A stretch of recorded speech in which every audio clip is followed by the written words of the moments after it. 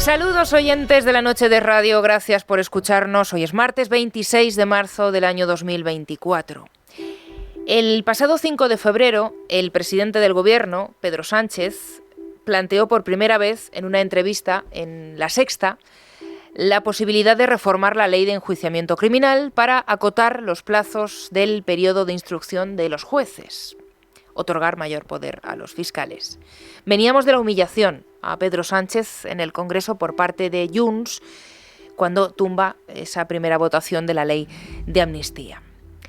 La propuesta causó sorpresa, recordarán, porque el mismo Sánchez había reformado la ley en 2020 para precisamente ampliar los plazos de instrucción que había retocado previamente el gobierno de Mariano Rajoy durante el 2015. Lo hizo Pedro Sánchez acusando al PP entonces de permitir así extinguir la responsabilidad de los delitos de corrupción. Bueno, 2 días después de ese anuncio, nuestro compañero Rubén Fernández publicaba en Libertad Digital que la Moncloa admitía que no iba a ser tan sencillo, que se trataba de una reforma complicada porque hay que buscar un equilibrio entre los operadores jurídicos. Eso fue en el mes de febrero. El jueves pasado, el 21 de marzo, ya con la amnistía aprobada, el diario El País titulaba así: el Gobierno da un ultimátum al Poder Judicial para acelerar la reforma legal que deja la investigación penal en manos de los fiscales. El ultimátum dado por Justicia, añadía esta noticia, constata la intención del ministerio que dirige Félix Bolaños de acelerar la nueva LECRIM, una de las reformas legales de mayor envergadura diseñada en los últimos años y que implicará un vuelco en el proceso penal. Por recordar cuál es la gran novedad que plantea el borrador, pues se pasa del juez instructor al fiscal instructor y serán los fiscales quienes dirijan la investigación cuando la reforma entre en vigor. Pero para avanzar en la tramitación es preceptivo el informe del CGPJ.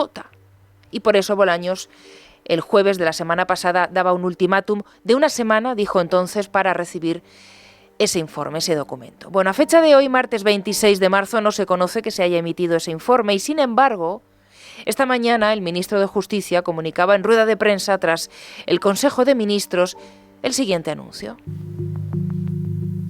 También impulsaremos durante este año la reforma de una ley importante, una ley procesal, la ley de enjuiciamiento criminal, que data de 1882 y creo que ha llegado el momento de que nuestro enjuiciamiento criminal, que nuestras normas procesales en el ámbito penal se adapten ya al siglo XXI y dejemos atrás una norma que es del siglo XIX. Bueno, y el ministro de Justicia ha presentado, por darles a ustedes el contexto, ha presentado, como es habitual cada año, el plan normativo para este 2024. De las 198 iniciativas que dice el Gobierno que tiene previsto aprobar en los próximos 9 meses, Bolaños ha insistido en retomar esa reforma de la ley de enjuiciamiento criminal en mitad del trámite parlamentario de la amnistía y en pleno estallido de la trama socialista de las mascarillas. ¿Sigue siendo la intención del Gobierno acotar los plazos de instrucción? ¿Sigue queriendo Pedro Sánchez modificar el artículo 324 de la norma para privar a los jueces de la potestad de prorrogar una investigación si no lo autoriza la Fiscalía? Le han preguntado hoy al ministro Bolaños, después de hacer ese anuncio, en la sala de prensa del Palacio de la Moncloa.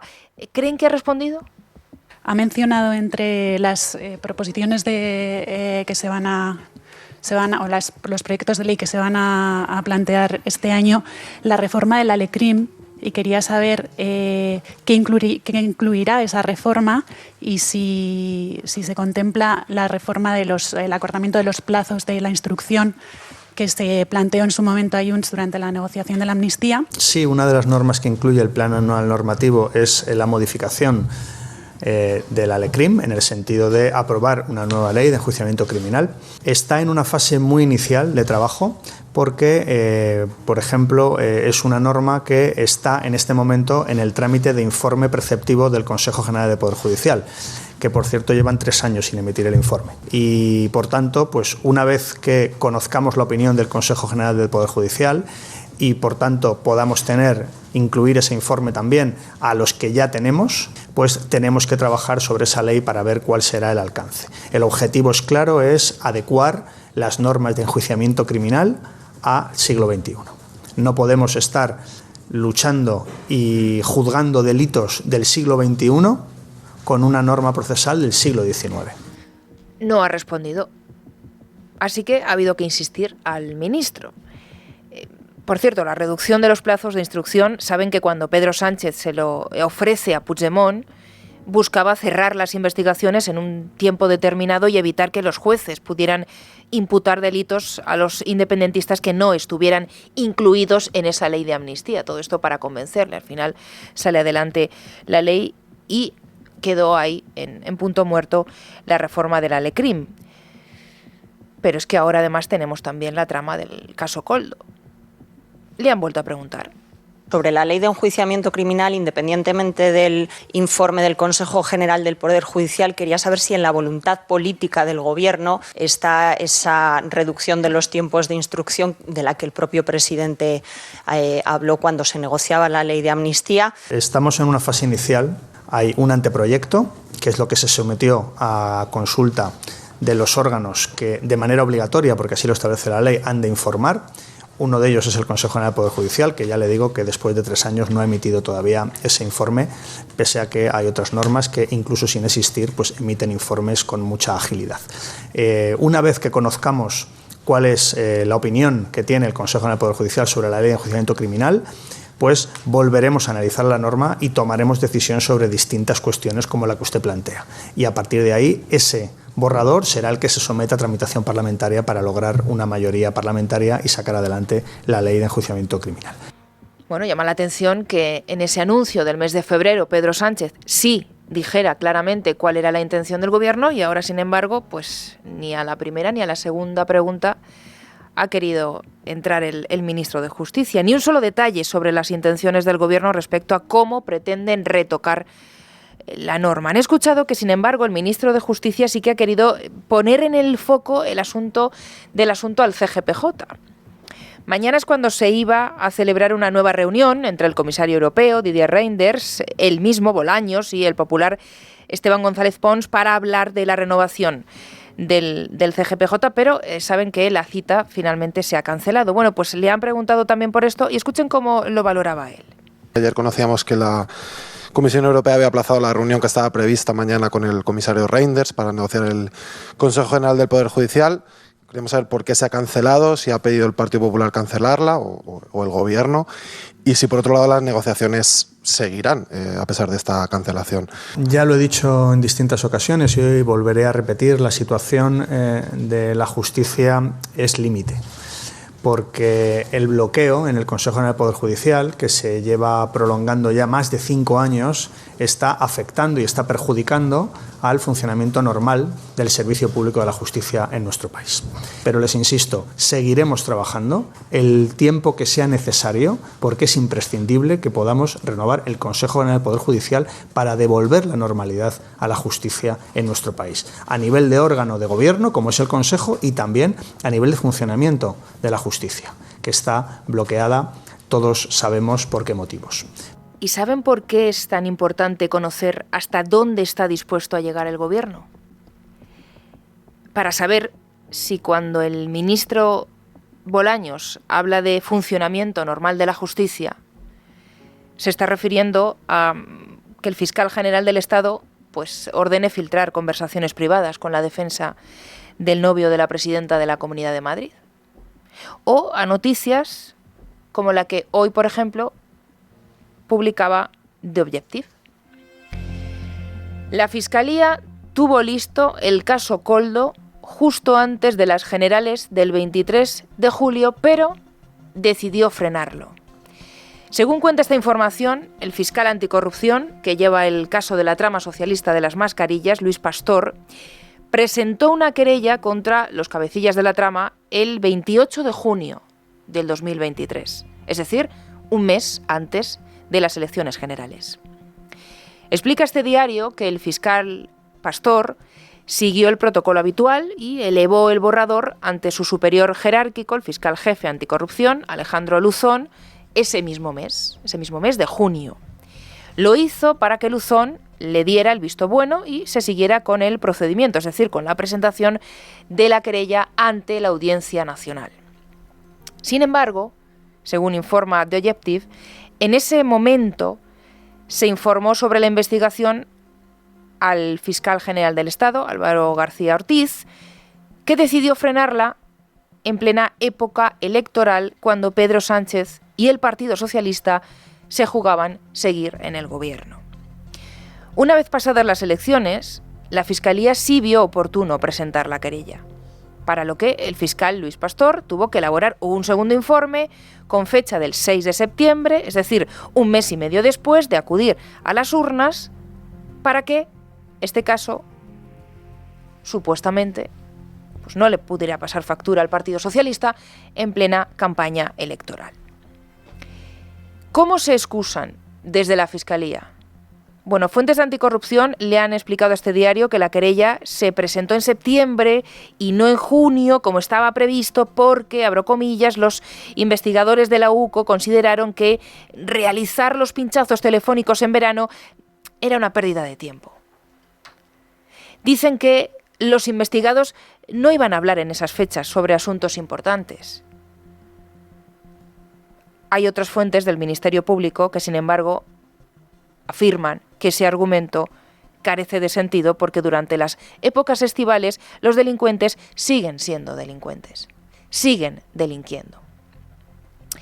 Esas mismas fuentes señalan que fue un intento del fiscal general del Estado, Álvaro García Ortiz, de tapar la investigación que salpicaba a algunos miembros del actual gobierno en plena campaña electoral.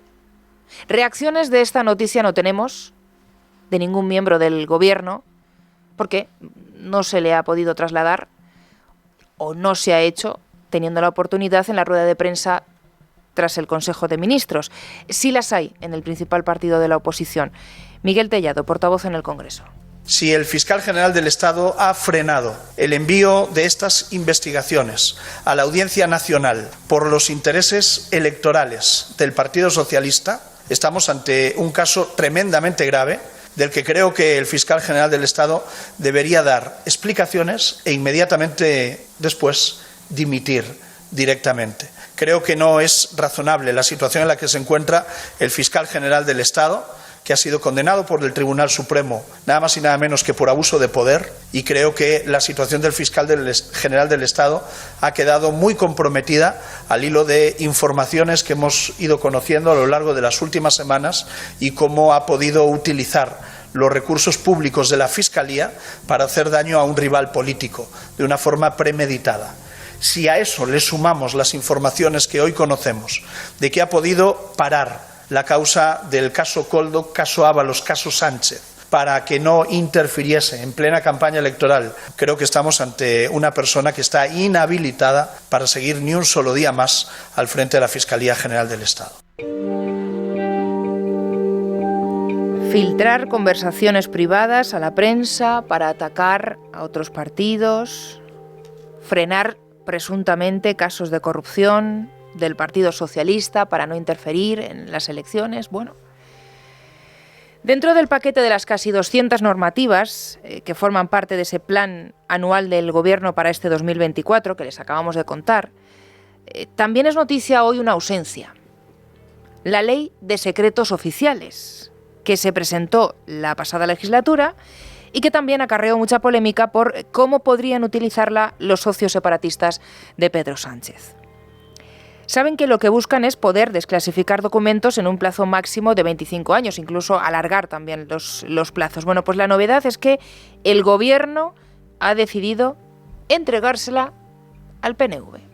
No ha nombrado el proyecto de ley de secretos oficiales, que era una norma que siempre habían incluido, aunque no se aprobó hasta final de legislatura, pero habían incluido en otros planes normativos. No sé si la descartan o hay posibilidades de, como también está tramitándose en el Congreso, de llegar a un acuerdo con el PNV. No está incluida en el plan anual normativo del 24. Hay una proposición de ley que se está tramitando en este momento en el Congreso de los Diputados a iniciativa del PNV y se puede trabajar con esa norma. Les recuerdo que nosotros, este Gobierno, este ministro que les habla, aprobó a iniciativa de este ministro, el Consejo de Ministros aprobó en la legislatura anterior un proyecto de ley de secretos oficiales. Yo creo que sobre esa base, sobre la proposición de ley que está en tramitación parlamentaria, se puede trabajar para, en este caso, actualizar nuestra normativa, porque la ley que está en vigor es de 1968. El Gobierno deja en manos del PNV la reforma legal de los secretos oficiales a una semana y media del arranque de campaña en el País Vasco, y en Cataluña también ha habido anuncio, que ya se lo contamos ayer en este programa, pero que hoy lo ha explicado el ministro Bolaños. No en su exposición inicial, pese a haberse acordado en ese Consejo de Ministros, pero sí a preguntas de la prensa. Por un lado, si finalmente se ha decidido en este Consejo de Ministros la presentación del recurso ante el Constitucional contra la admisión a trámite por parte del Parlamento de la ILP que pedía declarar la independencia en Cataluña, quería preguntarle cómo creen que puede afectar las relaciones con Junts, si este paso es coherente con su discurso de desjudicializar la política y, sobre todo, por qué han recurrido, dado que el PSC ya presentó un recurso la semana pasada. ¿Creen que el recurso de los socialistas catalanes no estaba bien fundamentado o van a utilizar argumentos distintos? O, en todo caso, esto tiene que ver con la campaña electoral catalana a la que usted hacía referencia. Sí, hemos aprobado en el Consejo de Ministros hoy la impugnación del acuerdo de la Mesa del Parlamento de Cataluña para tramitar una proposición de ley que era una iniciativa legislativa popular, una proposición de ley que se denominaba para la declaración de la independencia de Cataluña. Y por supuesto que lo hacemos y lo hace el Gobierno y pide la suspensión de la tramitación de esta proposición de ley en el Parlamento de Cataluña, de tal manera que se paraliza de manera inmediata, porque así lo dice la ley cuando es el Gobierno quien recurre, cosa que no sucede cuando el recurso lo interpone un grupo parlamentario como el PSC anunció la semana pasada. Y es absolutamente coherente con la política que llevamos a cabo, absolutamente coherente. ¿Dónde quedó aquello de huir de la judicialización de la política que acabó comprando el Gobierno al independentismo, que poco les ha durado? Claro, en Cataluña les ha respondido la portavoz, que es Patricia Playa, la portavoz del Gobierno separatista, que dice que no se tragan la jugada. Lo que nos parece o lo que es una certeza es que el Gobierno español ha aprendido poco o nada de estos últimos años, ¿no? Porque recurrir al Constitucional por buscar coartar y limitar el debate parlamentario nunca ha sido ni será una buena opción ni una solución a nada. Por tanto, la única explicación posible a este recurso son las fechas en las que nos encontramos, y es que están pensando ya en la campaña del 12 de mayo y que tienen la necesidad de sobreactuar contra el independentismo por un tema muy claro que son intereses electorales. Bueno, algo parecido es lo que ha respondido el ministro Bolaños con el otro asunto caliente en este momento, que es el referéndum.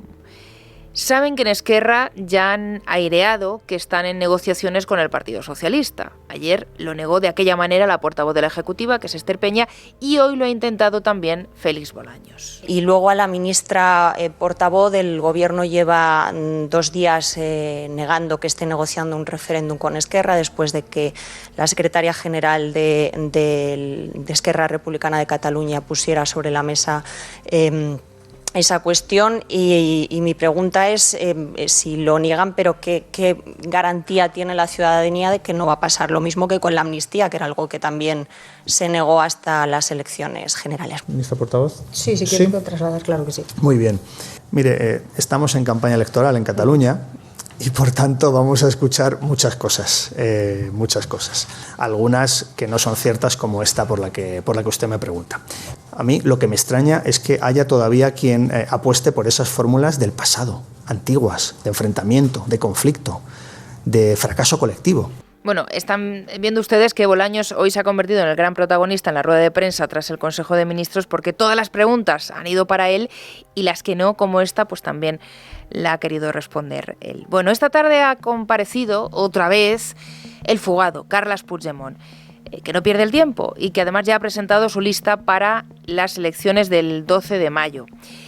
El mensaje que ha vuelto a enviar al Gobierno, el Gobierno que niega que se esté negociando el referéndum con Esquerra, el Gobierno que está haciendo todo lo posible para que pueda regresar a España sin tener que rendir cuentas ante la justicia, acelerando noticia de este mismo martes, la reforma de la ley de enjuiciamiento criminal, por si no fuera suficiente con los indultos, con la eliminación de la sedición, el abaratamiento de la malversación, la amnistía. Bueno, el aviso de Puigdemont a Sánchez hoy, este martes, ha vuelto a ser este.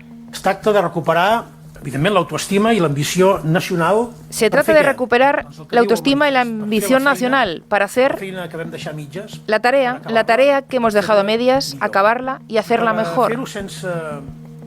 Y para hacerla sin ningún tipo de complejos. Culminar, por lo tanto, el golpe de 2017. Segundo aviso de Puigdemont después de aprobar la amnistía a Pedro Sánchez y después de confirmar que se va a presentar a las elecciones de mayo y que pretende regresar a España. Si todavía no lo han entendido en el Palacio de la Moncloa, no será porque Puigdemont no habla claro. Bueno, Lucía Guadalupe, muy buenas noches. Buenas noches. El fugado calentando la campaña para las catalanas y el Partido Popular, otra noticia de este martes, que ya ha anunciado a su candidato para el 12 de mayo. Mira que Lucía, anoche estuvimos pendientes, pero no pudo ser. Lo hemos conocido esta mañana. Alejandro Fernández.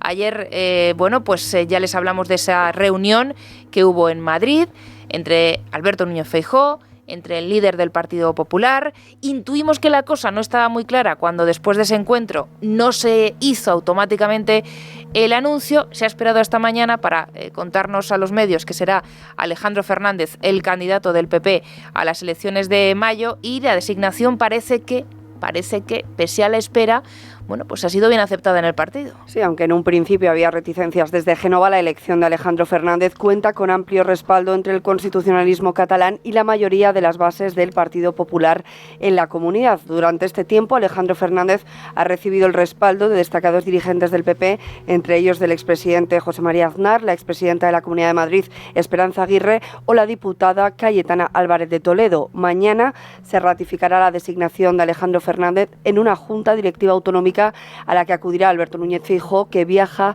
hasta Barcelona. Otro de los nombres que sonaba, Esmeralda, era el de Dolors Montserrat, que finalmente será designada como presidenta del comité de campaña y se encargará de la organización del proceso electoral de las elecciones del 12 de mayo. La eurodiputada era una de las grandes apuestas de Alberto Núñez Feijóo para renovar el Partido Popular catalán, pero al parecer la dirigente habría trasladado su deseo de permanecer en Bruselas. Y una vez se ha despejado el nombre del candidato, queda designar el resto de integrantes en las 4 provincias. Las encuestas apuntan a un aumento considerable de la representación del PP, al pasar de 3 asientos a unos 13-14, lo que permitiría superar a Vox, que en la actualidad tiene 11 representantes, y a los 6 de Ciudadanos, que podría desaparecer del Parlamento catalán. La noche de Dieter, en Es Radio.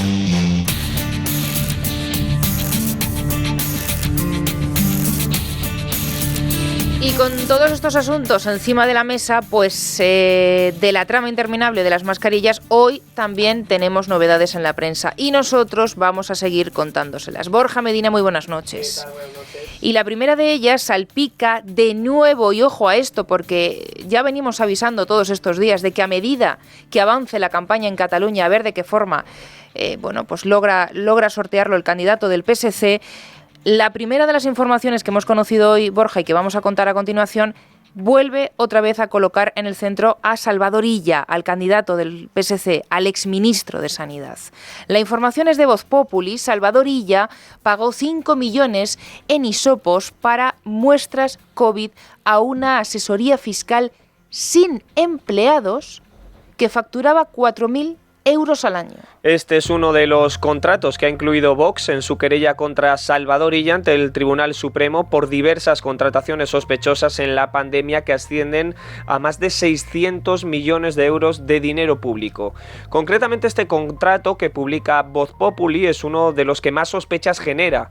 El entonces ministro de Sanidad adjudicó más de 5 millones de euros a una empresa dedicada a la asesoría fiscal, Balú Ambró SL, para traer 700.000 hisopos para tomar muestras de coronavirus. Salvador Illa pagó 2,5 millones de euros por adelantado en un contrato que se firmó por la vía de urgencia con una empresa que no tenía ningún empleado en la plantilla y que tan solo contaba con un capital social de 4.000 euros. Más, el comisionista del caso Koldo carga contra el juez por el embargo indiscriminado de 8 millones de euros, según publica hoy El Confidencial. La defensa de Víctor de Aldama, el comisionista del Ferrari, presidente del Zamora Club de Fútbol, ha presentado un nuevo recurso en el que carga contra el juez de la Audiencia Nacional, Ismael Moreno.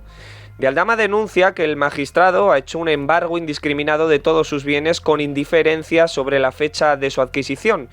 Y es que el juez Esmeralda ya ha acordado medidas cautelares contra cuentas bancarias y bienes del comisionista de la trama por un valor de unos 8 millones de euros. El listado incluye 2 viviendas en la Comunidad de Madrid, una nave industrial, 6 vehículos de alta gama, varias cuentas bancarias, joyas y relojes. Además, el magistrado también ha bloqueado las cuentas del Zamora Club de Fútbol al sospechar que Víctor de Aldama invirtió partes de las comisiones en este equipo de fútbol. El comisionista del Ferrari trata ahora de rebajar esos embargos. Ayer les contamos, a raíz de una información del diario El Mundo, que el certificado de calidad que el gobierno balear de la socialista Francina Armengol dio a la empresa de la trama impide al actual gobierno de Marga Proens recuperar el dinero de esas mascarillas fake. Bueno, pues este asunto se ha colado hoy también, Borja, en la sesión de control en el Parlamento Balear. Sí, el portavoz socialista, Iago Negueruela, ha acusado al actual gobierno balear de dejar caducar el expediente de reclamación del dinero de las mascarillas. La presidenta balear,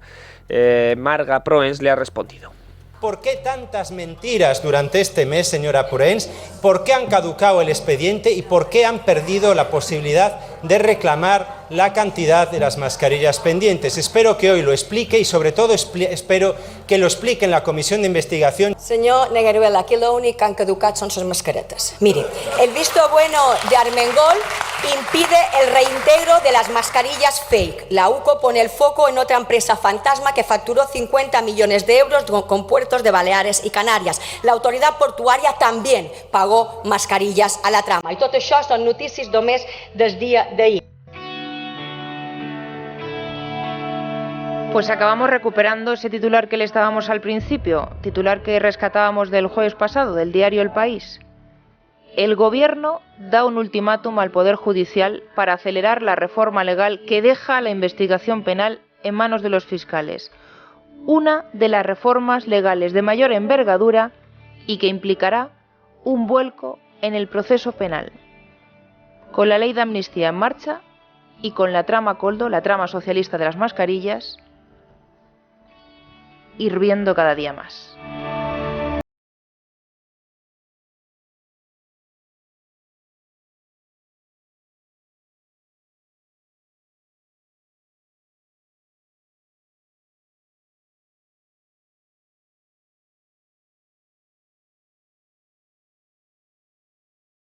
Es Radio, con Esmeralda Ruiz.